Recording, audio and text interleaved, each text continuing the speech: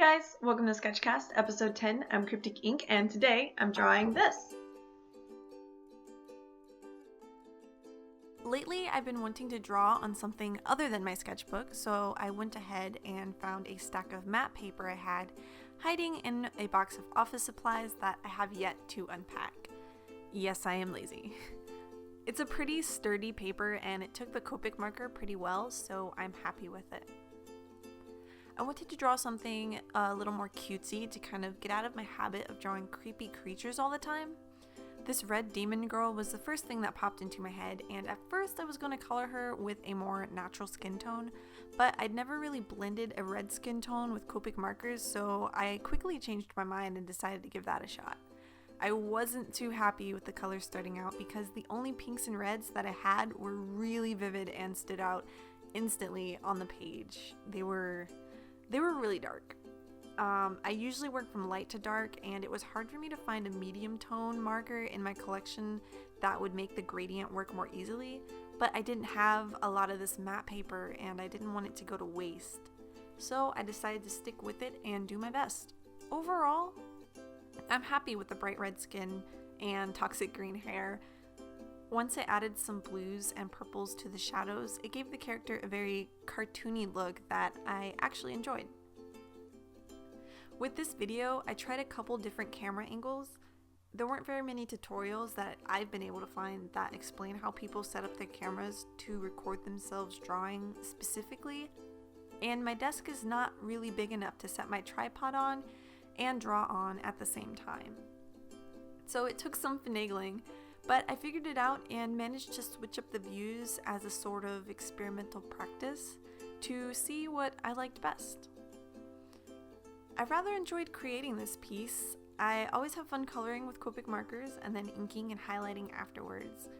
Once I finish more standalone drawings, I want to put them up in a shop online if anybody would be interested, but for now I'm certainly just having fun making art for the sake of making it. Lately, I've been going through some personal struggles, but I still draw every day because I know it is a very important thing for me to do in order to feel better. I've just moved into a new home, and due to some circumstances that are truly out of my control, it looks like I may be leaving soon, and it's kind of depressing and I've been pretty messed up about it, but no good is going to come from me being sad about it, so I've been doing my best to just stay productive and stay on top of things and continue making my art. The good news is I'll be starting school next week. I've never been to college on campus, and sorry if it sounds dorky, like a school kid going to their first day of school, but I'm very excited to meet the people there and start learning. I'm intending for computer animation. I know I go on and on about it, but despite all the crappy things that have been happening to me lately, it's the one thing I'm still excited about, and it keeps me going and it keeps me moving forward, so I'm still happy about it. Even though there are a lot of people in life and online that have a more pessimistic view on art colleges in general, I'm going to keep a positive attitude because it really is an important goal that I have that I want to hold on to. I find myself wondering what my classmates are going to be like and how hard the classes will be once we get past the foundation courses we're made to take starting out.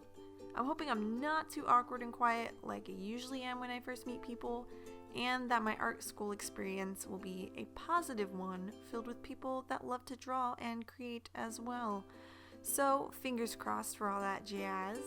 I'm hoping for the best, and I'm sure can you tell that I'm nervous? Oh my gosh, I totally forgot to tell you guys, Happy New Year's! It is the time for resolutions and buying new planners and working out for 2 weeks. I'm just kidding, but no, really, there's something about the beginning of each new year that makes people want to better themselves, and no matter how that turns out, I still think it's important to set that intent and to try and work towards it.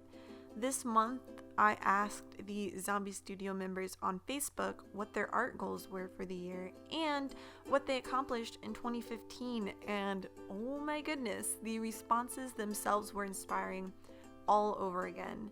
We have people proud of what they've been able to learn in practicing anatomy last year, and members planning to build their own websites and work on their professional portfolios and blogs, and people that generally just want to draw more. Not only are they saying they want to do these things, but there are members that are focusing on using tools to develop habits that will lead them to getting those things done. So, to the members of Zombie Studios that are doing their best out there to accomplish their art goals, more power to you, because I'm over here cheering you guys on from my room in Arizona. So yeah, I appreciate you guys and you lovely people for watching my videos so far. At the end of this week's video, I was not able to record the entire inking process because, unfortunately, my camera died. But I can tell you all I did after the inking was pass over some of the colors once more so they would blend better, and I added some highlights with my favorite gel pen.